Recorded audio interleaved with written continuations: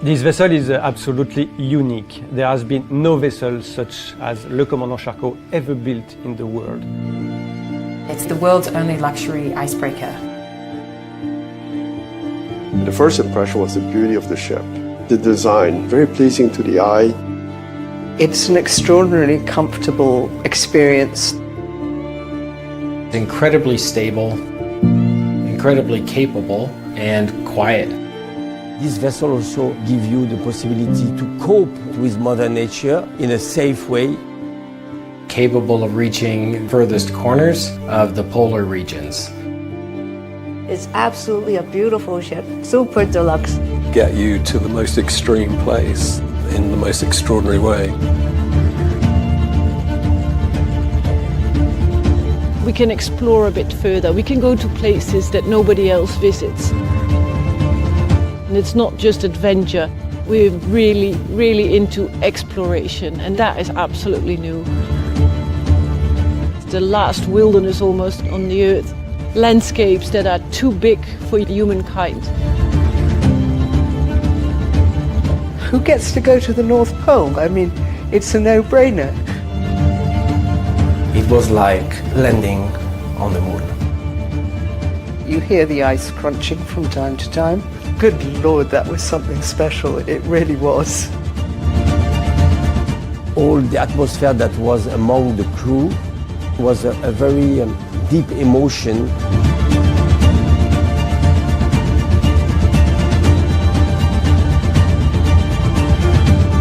From the very beginning of the project, the intention was to build the vessel with some dedicated space for the science. Scientists interact with our guests. I'm more than happy to show them and give a laboratory tour. I began to learn a lot more about the polar environment. Le Commandant Charcot is actually continuing his mission in a sense with this ship to conduct science.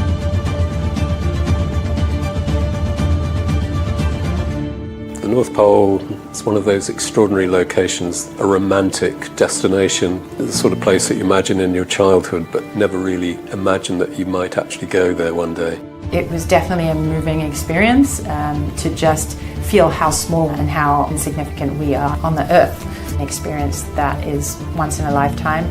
Just the sheer excitement of going to an extraordinary place there was absolutely astonishing. Everybody that's there on the deck is really, some are crying because they can feel the excitement of the moment.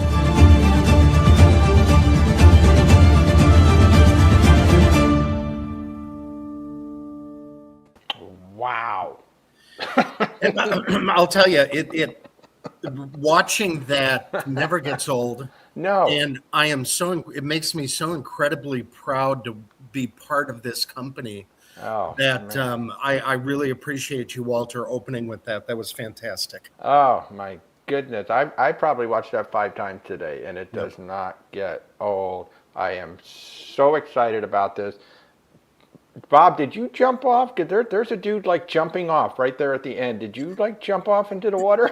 No, there weren't. I do have to be honest with you. We do, in some areas, we do the polar plunge. Wow. Of jumping off, and you have to be checked out health-wise and all those things. Yeah. I don't know if I'm too much of a scaredy cat to do that. I think you need to be checked out mentally. Is what but you need. I think, but I've heard it's very therapeutic. Oh my God! Something that, and this is what it's all about. Something that the majority of the folks, around are not doing presently. Wow. Something different, right?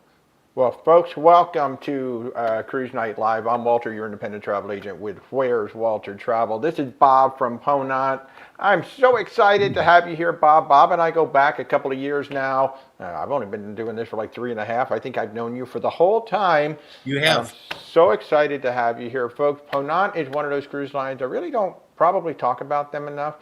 We are a sales representative for Ponant. We're a sales partner with them. And the word unique, we probably throw that out there a lot, but truly unique is the way that we would describe Ponant in terms of the ships, in terms of the style, in terms of everything. And you just saw, for those of you who saw that opening video, you just saw one of the most unique ships on the planet. right here. So if you've got questions, and I'm sure you're going to have a lot of them, Bob's got some great information to share with us, but if you've got some questions, by all means, drop them in. One of the reasons why I'm so excited, a lot of you guys, you hear luxury, you hear French, and like, oh, it's going to be this, it's going to be that. Bob went on an Antarctic expedition, and the pictures that he was sharing, he just looked like he was having a blast. You were like all bundled up, like Randy from Christmas Story, Can't put and my arms laughing. And I was like, oh my God, I gotta have you on the show. So, Bob, how long you actually are somewhat new to Ponant, right? I am somewhat new. Yeah, I've been with Ponant now just for under 1.5 years. Wow. I spent 10 years at another cruise line near and dear to my heart, of course. But and before that, with the land tours, etc. Yeah. So I've been around the industry for a while, but yeah, about a year and a half with Ponant. And the reason I came is because the tremendous growth that we're seeing, of course, in North America, especially. I wanted to be part of this, and I wanted to be at the ground level, because you just saw with that video just extraordinarily different we are. So I can't wait to talk about it tonight. Well, why don't we get started? Why don't you go ahead and fire up your presentation? That sounds Folks, great. Again, if you've got questions about anything Ponant, please drop it in here. Spoiler alert, amazing pricing and specials for solos. We'll be talking about that. I've got so many solo travelers. So here we go. Bob, you have the chair. That sounds great. And Walter, thank you, first of all, for having me. So excited to be here. And second of all, you can see my screen, correct? Oh, yes, we can absolutely see. We're looking good. And this is actually one of my favorite places on earth. This is the island of Mykonos. Wow. In Greece. And, the wonderful thing about Mykonos, that, kind of sets it apart, besides the windmills that are iconic, et cetera, is you can sit at a little taverna right literally with your feet in the water. Wow. But look at that ship in the background. That is one of our, what we call our Explorer series ships. All of these are named after French explorers like Jacques Cartier, Bougainville, etc. So definitely these beautiful, stunning ships. But I'd like to say bonsoir, everybody, and welcome to the show here. Looking forward to talking to you all about Ponant. And Ponant Explorations Group. We are definitely the pioneers in exploration, and there's a very good chance that you have not heard of Ponant, and that's no problem whatsoever, because this is a cruise line, small yacht-like ships. We have 13 ships in our fleet that was primarily a very French company.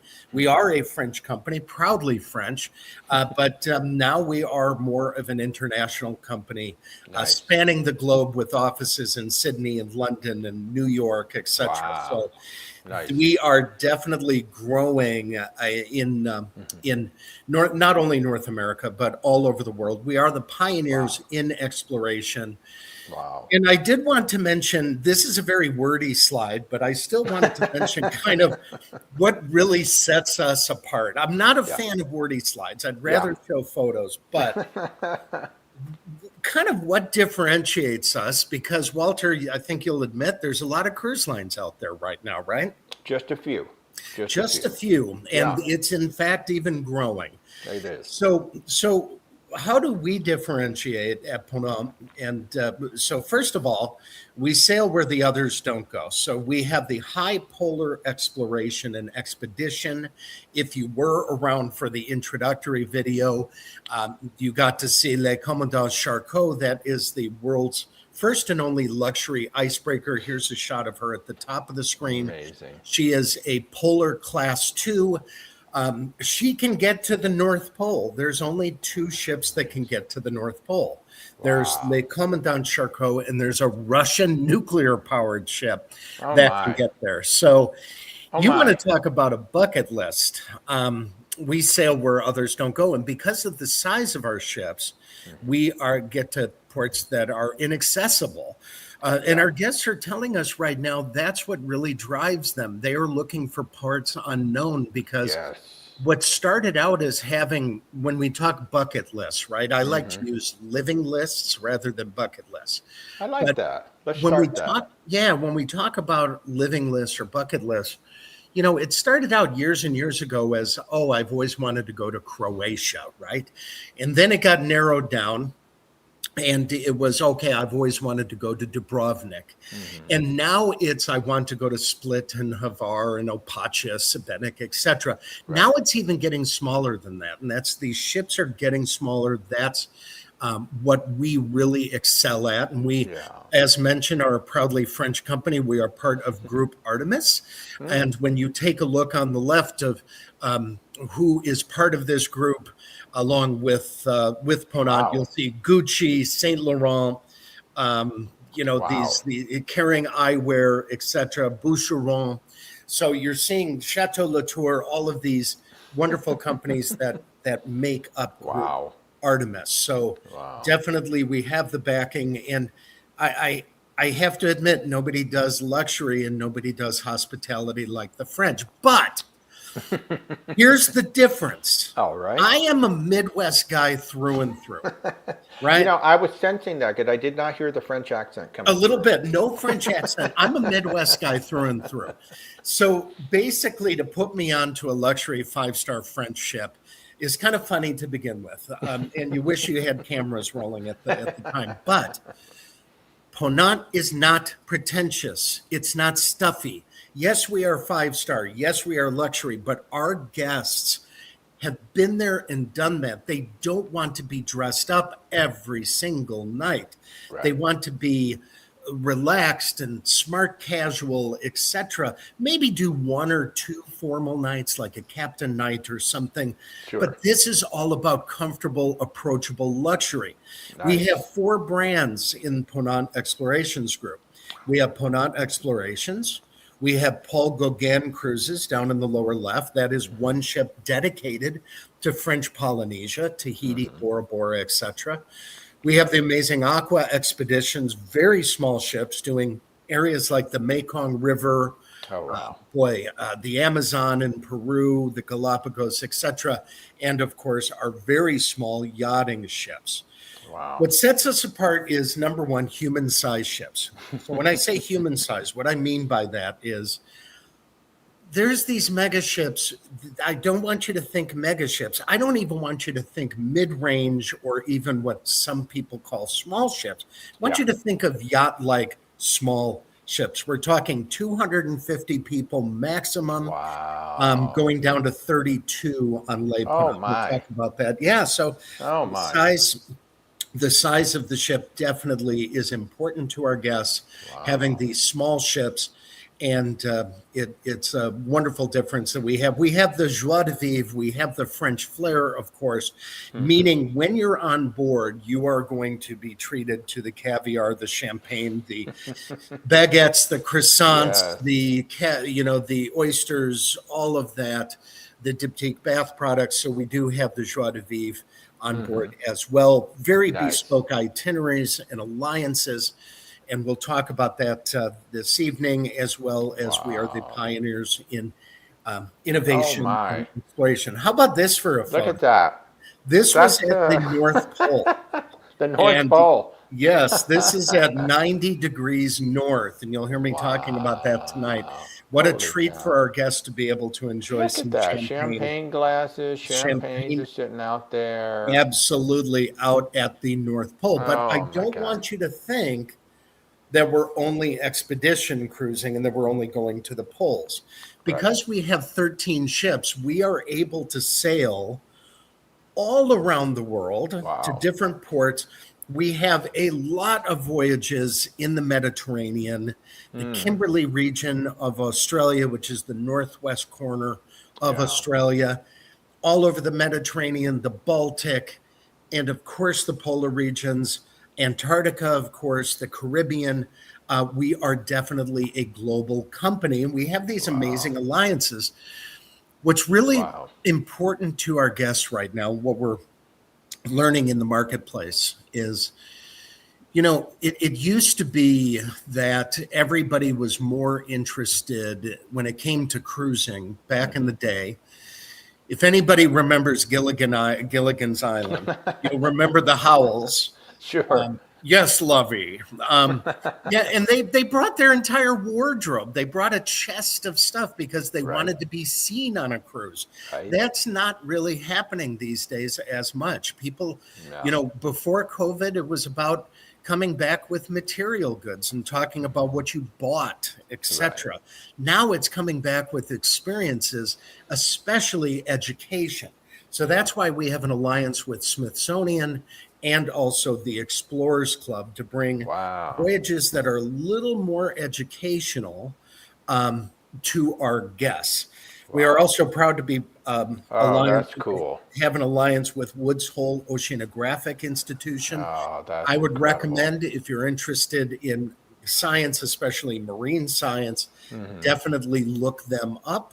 We have a voyage coming up that is part of this organization as well. And on Ponant, you get to choose your style of exploration.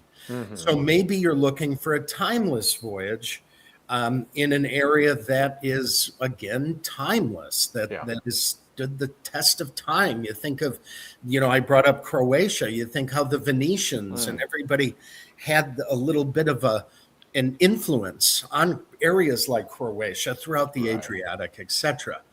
Perhaps it's expedition cruising to Svalbard to see the polar bears. Little known fact to a lot of people, believe it or not, polar bears and penguins do not coexist. What? They don't live together. What? Polar bears are in the north and the penguins are in the south towards Antarctica. What? So they have never existed. So the movies have lied to us all this time? All the time. The movies lie. Yes, but pretty cool. So, expedition-wise, going up to Svalbard or the North Pole or Greenland, etc. Or maybe going to Antarctica, expedition cruising. Maybe it's discoveries, theme voyages, culinary voyages, historical voyages. We have one voyage that is we have numerous musical theme voyages. One is the musical history of Ireland and France, and it starts in Glasgow and it goes down to Bordeaux, the ship does. That's cool. Our guest of honor that we have, their guest lecturer, is the conductor of the Boston Pops. What? Yeah. So again, isn't that cool? That's like amazing. It's amazing. So being able to sail with these lecturers, with these guests of honor is amazing. We're all about cultural immersion, unique itineraries. We want to bring very unique itineraries. A thing in cruising right now, Walter, you're hearing this especially, is there's a buzzword going on in the industry right now, and the word is experiential. So everybody is saying, okay, we're an experiential cruise line, meaning we're all about experiences and creating, more connections with the locals, etc. Well, at Ponant, this is what drives our guests. Again, they want these very unique itineraries, maybe themed itineraries, where we're getting to know the locals a little bit more.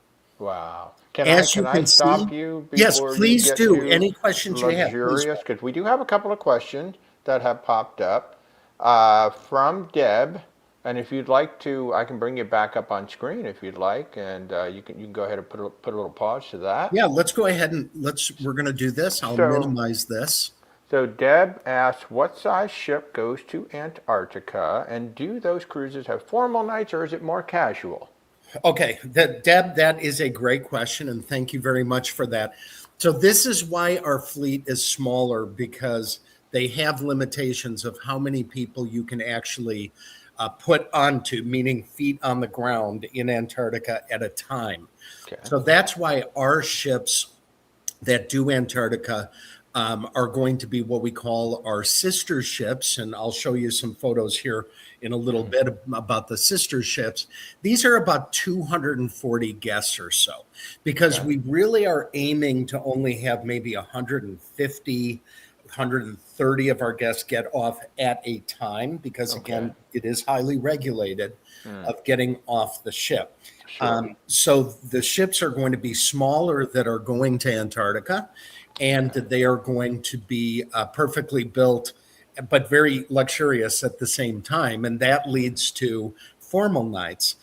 We will have per 7-night voyage, we'll usually have one formal night. Even for Australia, that will be Antarctica, which will be more of a officer's gala, maybe on the first evening or second evening, or maybe an officer's night where everybody tries to wear more white and formal clothing. But we don't, even for the gentlemen, we're not going to turn anybody away.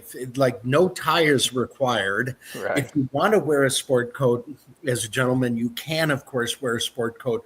But a lot of people obviously want to pack as light as possible for an expedition crew.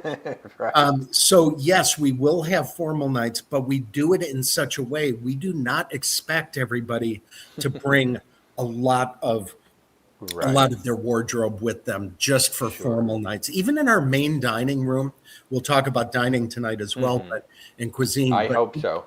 Yes, absolutely. We will. And I've got pictures too, but personal photos. But, even in our main dining room, all of our ships have 2 restaurants. So the first restaurant is going to be what we call more of our gastronomic restaurant. That is going to be a little more formal. It's going to be a longer sit-down dinner with multiple courses paired, of course, with French wines and champagne, etc. Even for those restaurants, we don't expect everybody to be gussied up at all times. For the gentlemen, I speak as, as a gentleman, khaki pants or slacks, a button-down shirt, etc.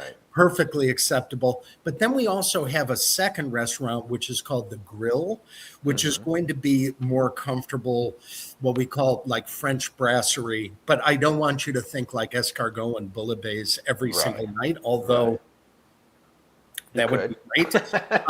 If you want your burger, we do an amazing, what we call the Ponant burger, of course, with prosciutto and other wonderful Gruyere and wonderful things. But that's where you can get more of your relaxed fare, salads, lobster, croque monsieur, etc.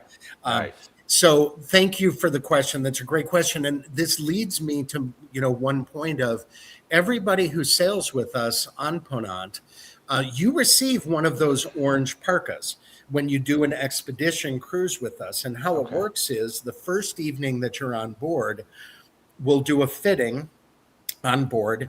We'll get you your parka, and that is yours to keep. And it's a rite of passage. Yes, most definitely. So very great question, Deb. Thank you so much. Wow. So just briefly, we talked about the formal night just a little bit, and Alex, I'm going to get to you in just a second, but when packing for an expedition, you just said you guys provide the parka. Are there other things that you provide that we don't necessarily have to bring with us? Yes, and especially it's believe it or not, one big thing is boots. So we're going to provide boots for everybody. We have a mud room on all of our ships. Well, the expedition ships and the Charcot. We have a mud room. And when you think mud room, I'm thinking of our mud room with our washer and dryer. It's not like that. It's white carpet. It's beautiful. I don't know how they do it, but and you're served tea and croissants and things before you go out. We will provide boots. You also get fitted for your boots. You wear the same boots the entire time. We collect them from you when you come back from your expedition off the ship. We keep them on warmers. So every day that you come in for your expedition to get dressed, you simply show them your card.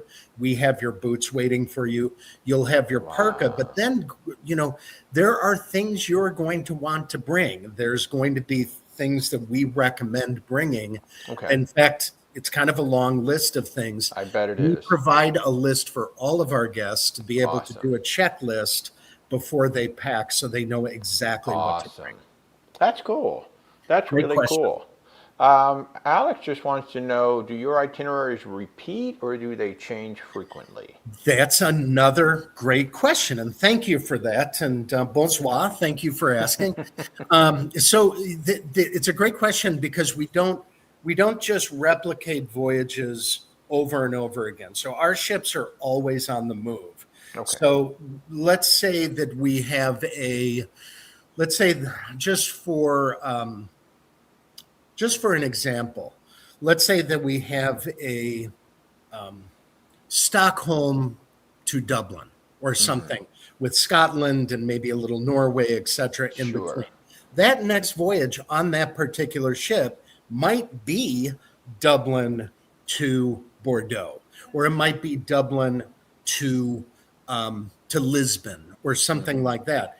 And then it'll do that route, and then it just keeps moving and keeps changing. And think of 13 ships doing this all over the world and changing their courses. So we're not really replicating voyages. We're doing new voyages pretty much every time. Now, that's not to say that we won't, like for Iceland. Iceland is a perfect one for us to replicate. Sure. Because it's only Iceland and we're just doing the circumnavigation. So we might have voyages that are going to be the same time and time again, right? But the majority of the voyages do replicate all over the world. That was a wonderful question. So thank you.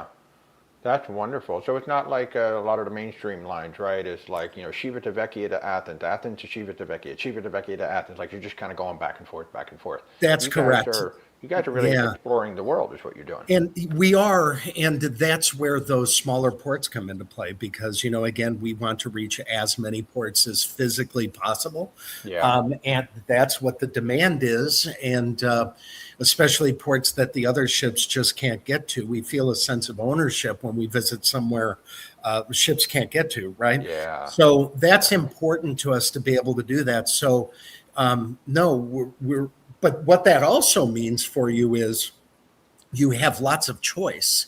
You have you have an incredible amount of itineraries to choose from, not just the same thing over and over again. And it also means if you see something you really like, you should book it.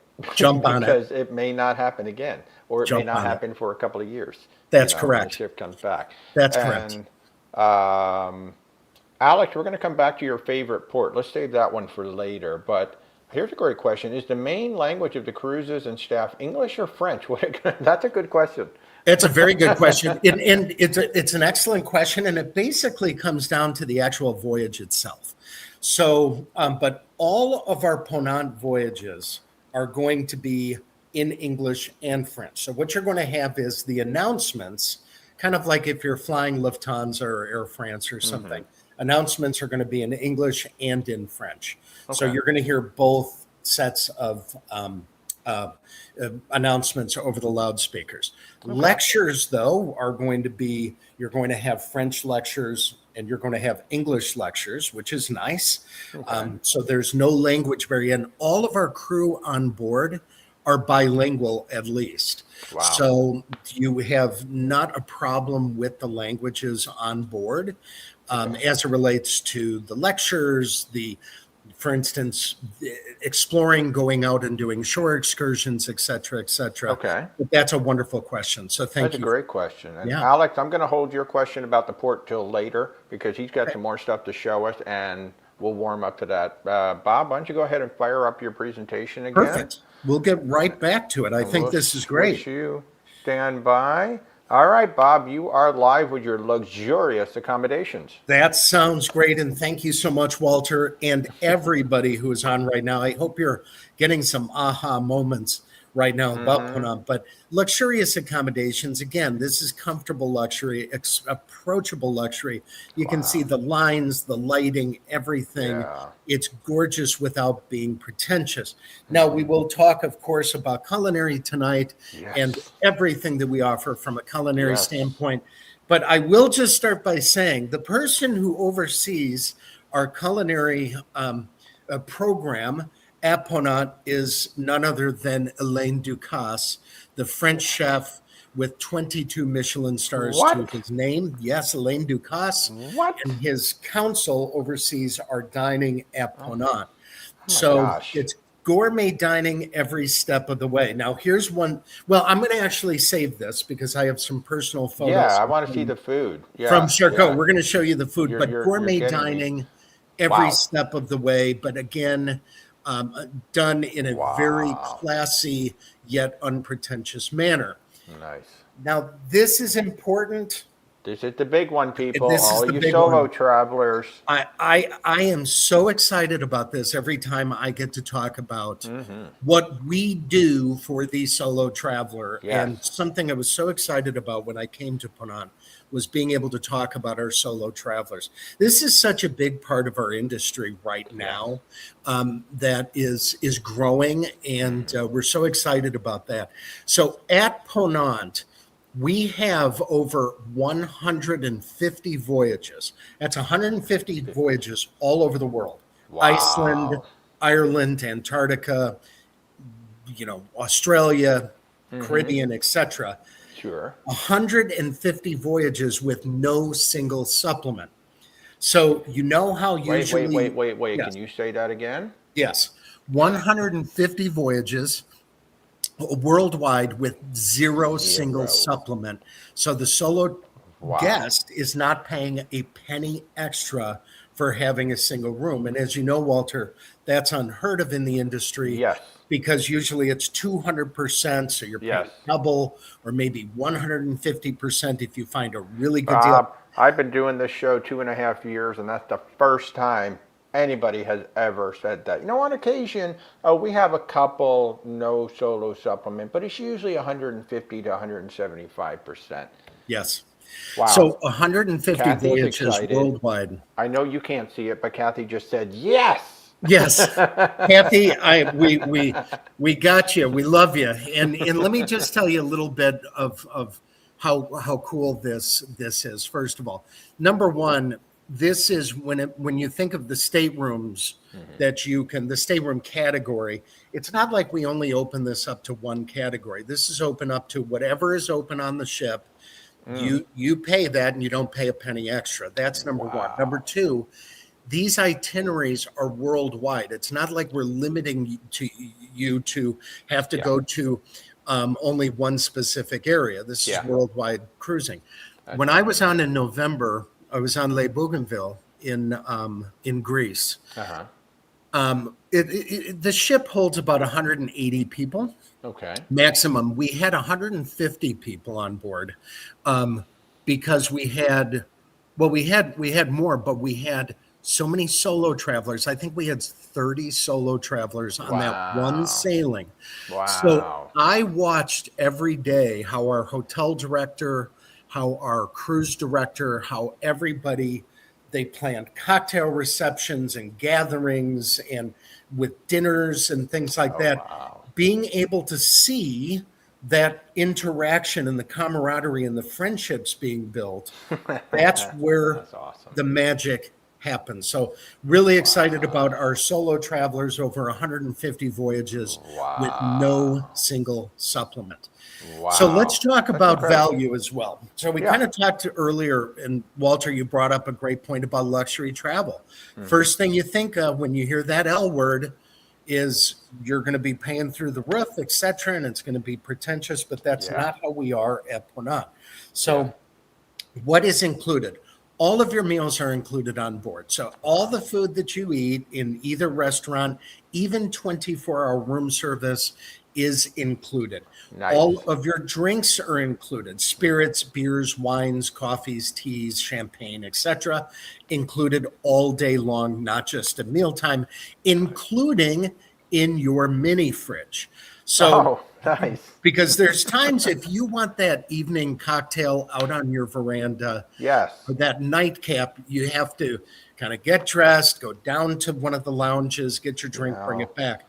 When I have get my the- old-fashioned fix, I just want it brought to me. That's all. There you go, and right on your balcony, and on There you go. Ponant, balconies are absolutely the norm. 99. And cue the whale breaching 9%. right out of my balcony. That's Yes, what I want to have happen. or the Yep. dolphins jumping in unison.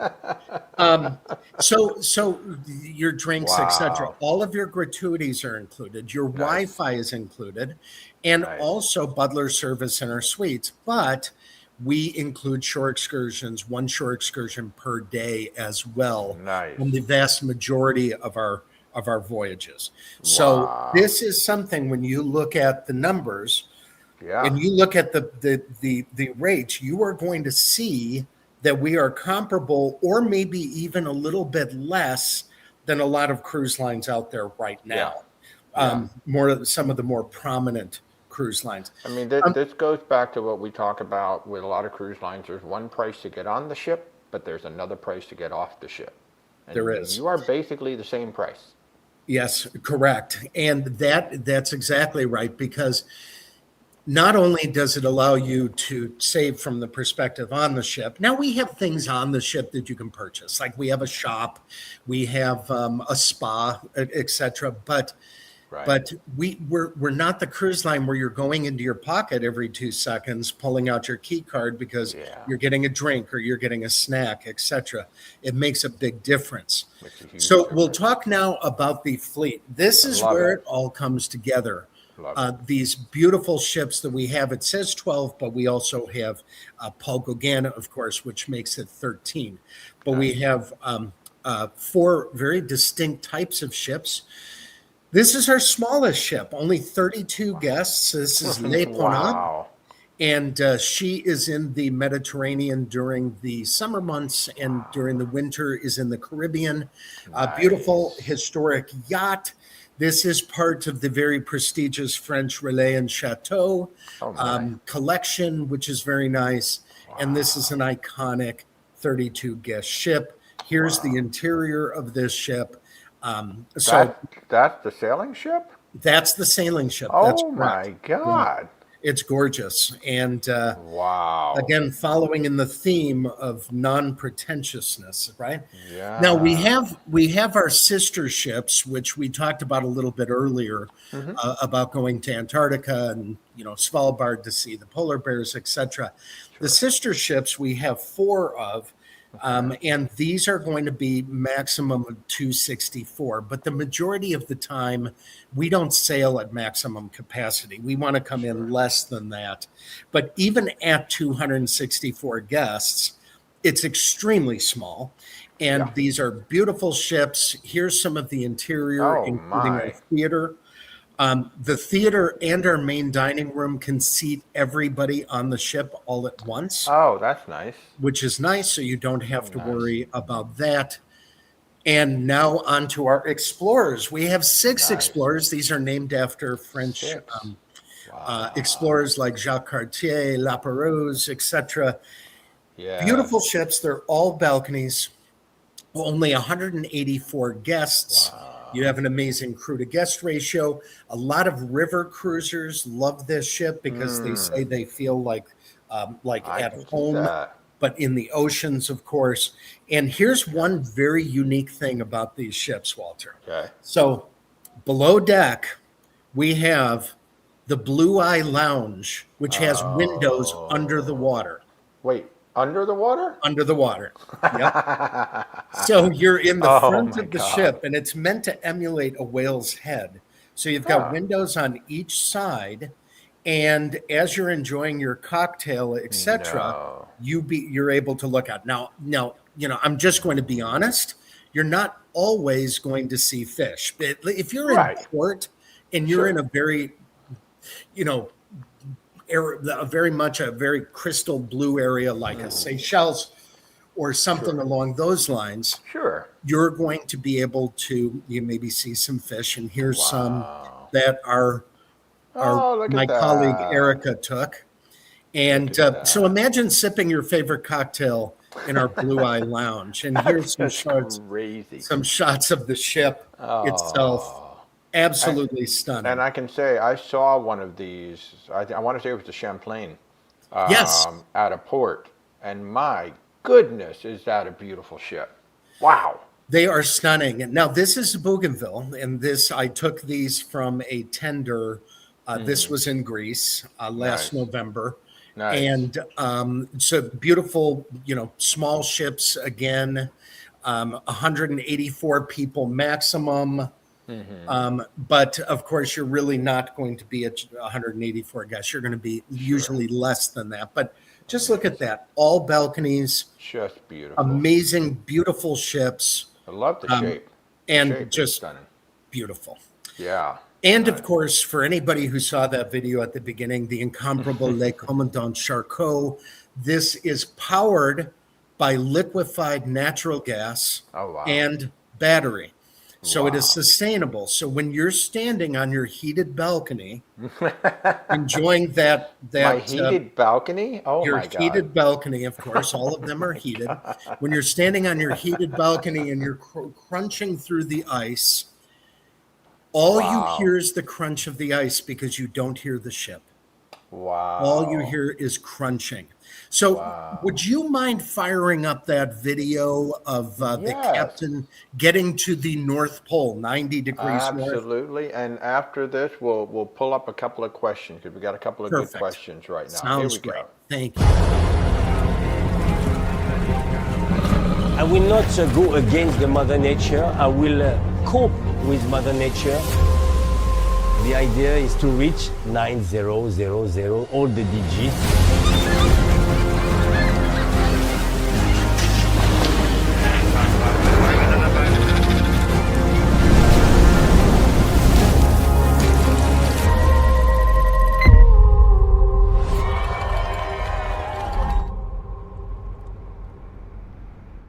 Imagine reaching 90 degrees north. Oh my God, that is so cool. An interesting thing about the North Pole, we stay there for 2 days. Yeah. Interesting thing about the North Pole is that the closest humans to you are in the International Space Station.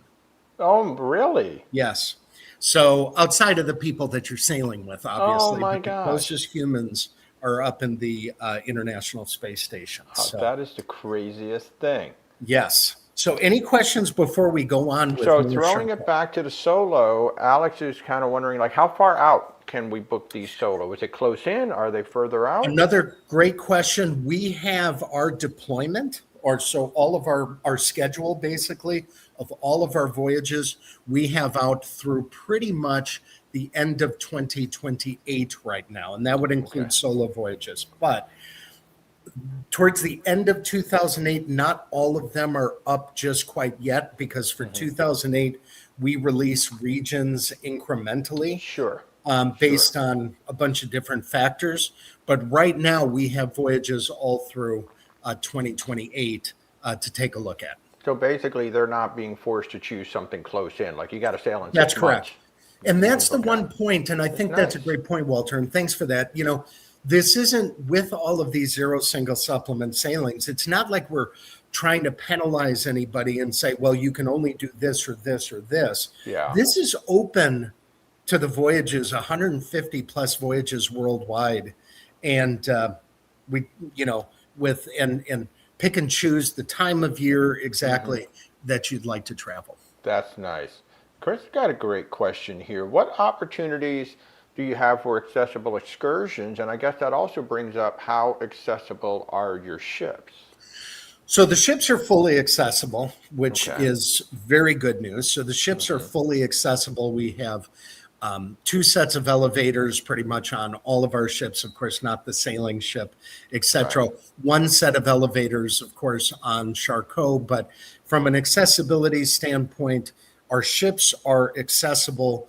The excursions are going to be something that we're going to want to take a look at. It depends on the voyage. Right. So that's one of those things where if you have somewhere in mind that you'd like to go, of course, talk to Walter, etc. Walter will contact me, and then we can take a look at what the features are. But even on board, we do have accessible staterooms, etc. So from an onboard standpoint, you know, we are accessible. but the destination really matters when it comes to the excursions, Sure. The areas that we're visiting, etc. So that's something that we can look into for you. And that's a great question, and it brings up a It point, is. you know, how obviously we're seeing a lot of the North Pole, but they go to a lot of incredible warm water destinations and things like that. But you always have to keep in mind, a lot of these destinations are not ADA friendly, right? They're not ADA Correct. compliant, shall we say. And you may have like a lot of off-roading, if you will. Or you may have cobblestones, and so you do also got to take into account, even when you're not going to some of these extreme regions, just going to Greece could That's be a correct. challenge, Correct. depending on where you're going. So that Correct. is a fabulous question. and Wonderful something question, and we can that get we can you help. more information, of course. So thank Absolutely, you. we can. All right, so you were just about to take us to another spot. Why don't you go ahead and fire up? I'll bring your presentation back. That sounds great. Oh, There you are. we're actually going to want to go back to where we were. Yeah. So let me go ahead now. So now we're going to show some personal photos. So Nice. I had the amazing opportunity right after I started to spend I know, I was 12 so nights. jealous. I was so jealous. I was know. looking at your pictures. I'm like, oh, that son of a gun. I know, it's amazing. And it was right after I started, and the stars aligned. But I sailed from Quebec City to St. Pierre and Miquelon outside of Newfoundland, up the St. Lawrence, did the fjords, etc. So it wasn't a true expedition cruise, but of course it was still a very cold winter cruise. And in fact, it was colder in Quebec than it was in the polar regions during that time. But 12 nights. So these are, I want you to take into account, I'm not the best photographer. These were taken with my phone. We won't hold it against you, Bob. Some things to take into mind. So this was on Charcot, the Polar Class 2 icebreaker. Chef Laurent is amazing. He's from Normandy. And he did a cooking demonstration in our main dining room, our gastronomic dining room. Did some scallops, of course, with fresh leeks, some cream, etc. To be able to walk through the process of holy cow. You know, and he is cooked with, like, he is trained by Alain Ducasse, Chef Ducasse. But just a wonderful opportunity to learn more about the cuisine on board. Now, here's where it gets fun. This is fun stuff. So the middle photo was on our Sunday brunch. And of course, because we were in Quebec, what did we have to make? We made poutine. So we had a poutine station, and that's actually Captain Marcia Show on the right in the middle photo. Who was our captain during that voyage. So we had a poutine station. But on the outside photos, we will do, you know, depends on the night, but pretty much almost nightly, like at 6 p.m., because dinner is served at 7, we'll do like at 6 in the main lounge, etc., while everybody is enjoying their cocktail. We'll do like a little amuse-bouche type tasting to kind of get you ready for dinner, where one night it was caviar night on the right with, of course, the bellinis and the caviar, all the accoutrements, etc. We had, with caviar night, we had 15 chilled vodkas out to be able to enjoy caviar night. We had fresh oysters, of course. This was one of my favorites. We had a fondue station one night to do fondue with truffles and bread cubes, etc. And they always pair it with a specific cocktail or wine, so you get the full experience. And again, this is before dinner. This is just something to kind of tempt your palate before you go into dinner. Oh, you are killing me right now. Yes, I know. So one night, and there's more pictures. Now, I know it's not the most glamorous photo, but I wanted to show room service. So I pretty much would do room service every single day. And here's one thing that you're going to love about Ponant is, number one, the tea on the left-hand side, the Palais d'été, comes from France. That's number one. So your tea is coming from France. Number two, Up at about 10 o'clock, you see the Bourdieu butter. This butter is so good, I swear it's smuggleable. I don't know if that's a word, but I want to pack up an ice chest and bring it back with me. We work with a dairy farm in Brittany called Bourdieu, La Maison Bourdieu, and they do all of our butter and cheese. And the butter is, without a doubt, the best French butter going. Of course, the jellies and jams, the baguettes, the croissants, everything else. Wow. This was another one of those evenings that we had, the amuse-bouche night.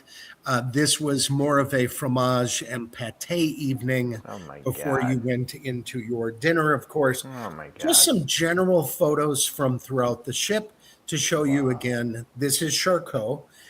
So this is your icebreaker, right? Gorgeous. Wow. This was where I would sit every morning and do my work and catch up on the news. I didn't really feel much like catching up on the news, but at the same time, that's what I would do in the morning. Right. Of course, this is our grill restaurant. So this is more of the casual restaurant that we have on Charcot. This is the panoramic lounge. So as you're sitting here enjoying your cocktail or maybe your coffee or tea during the afternoon, something will come over the loudspeaker, like there's a pack of seals on the left-hand side of the ship, and everybody rushes outside.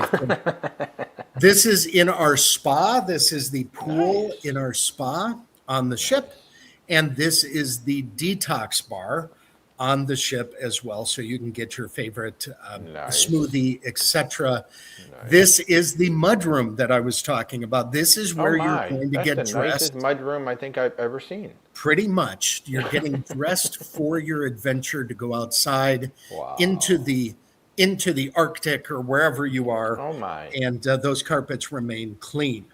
So that does it for the actual presentation part of this. So I'm going to go ahead and minimize this. And that is a general walkthrough Holy cow. of Ponant. Now, when it comes to culinary for dinner as well, you know, it's things like, things like, a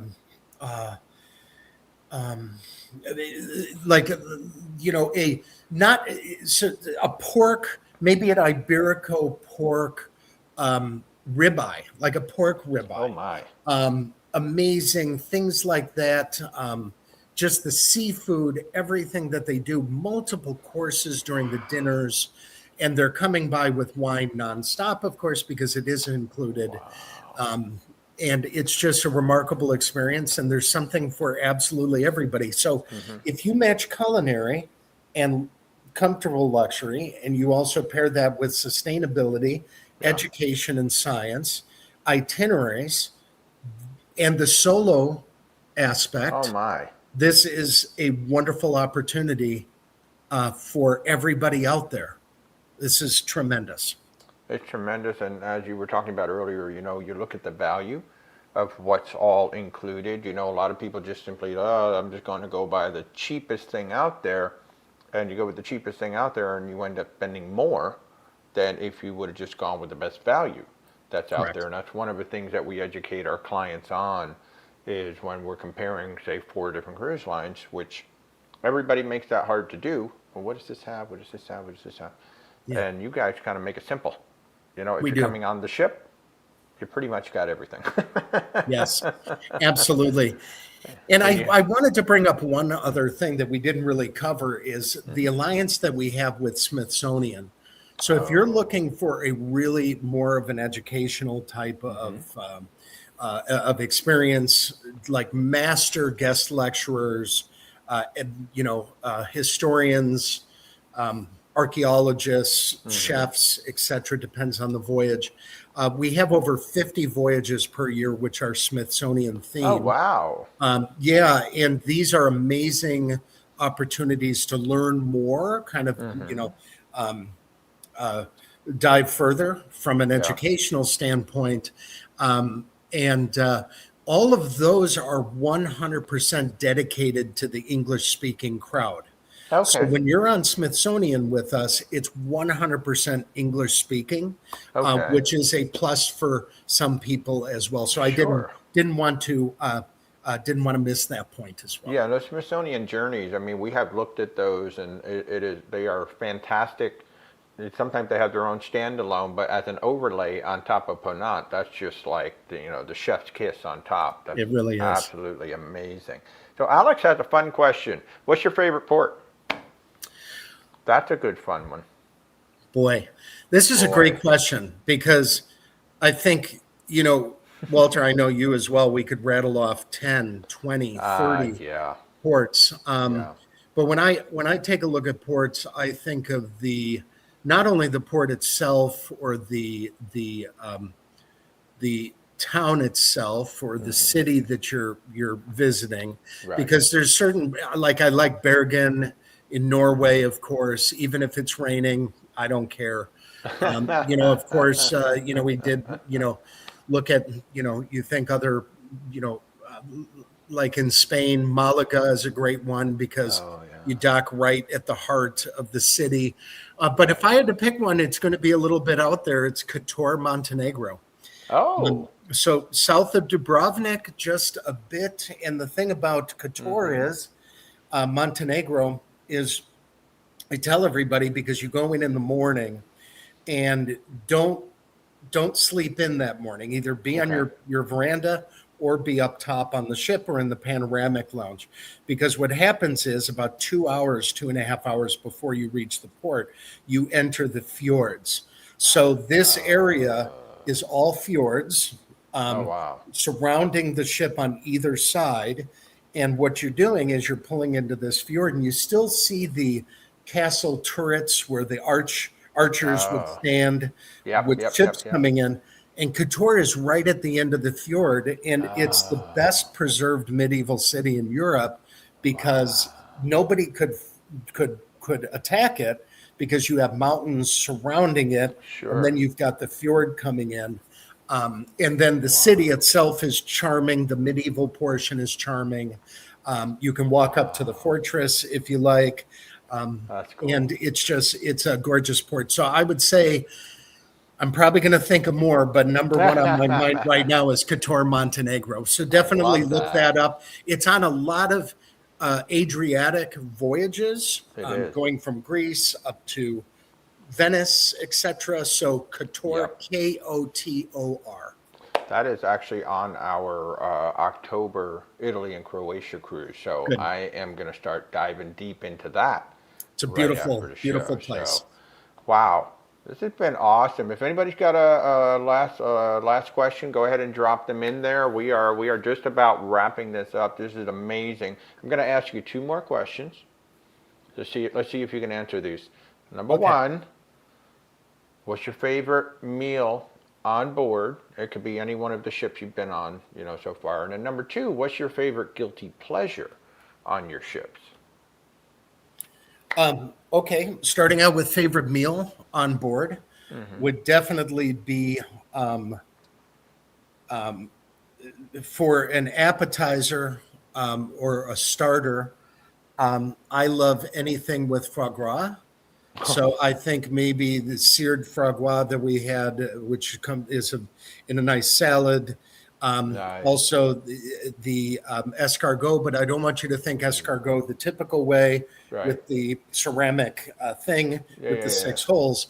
These snails were served in their individual little almost puff pastry cups with some special dressing, etc., etc. So a little bit different.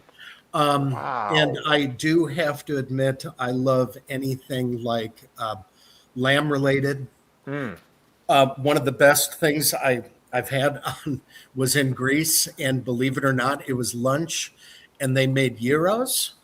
But you could have those at a stand somewhere, and they're pretty good. But on board, on board Ponant, extremely wonderful. So the gyros, etc. Awesome.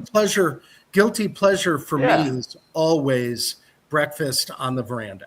Oh, So having breakfast on the veranda is something that, like a kid, I look forward to every night. I'll fill out my thing, I'll put it on the door, or you can do it nice. on our app.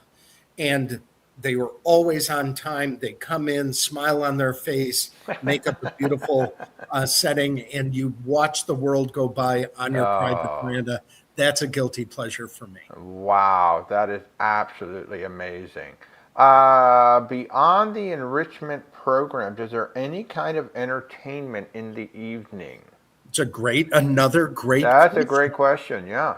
So awesome questions, and thank you for the engagement. This is great. So during the early evening is when we start bringing out musicians playing very light music in the different lounges that we have on board, Panoramic Okay. Lounge, other lounges. So it's going to be maybe a singer, guitarist, something like that.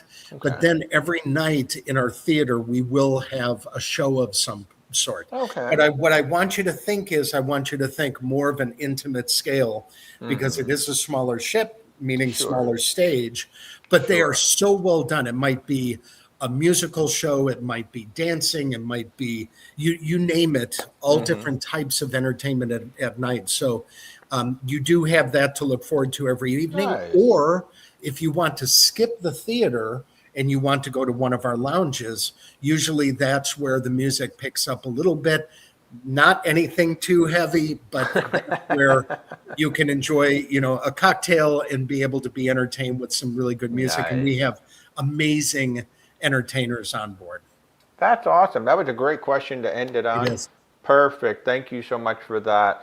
So, folks, again, I am Walter, your independent travel advisor with Where's Walter Travel. We are a proud travel partner with Ponant, with our good friend here, Bob. And if we can help you in any way plan your amazing Ponant adventure, certainly do reach out, where'swaltertravel.com, or click the links that are down there in the description.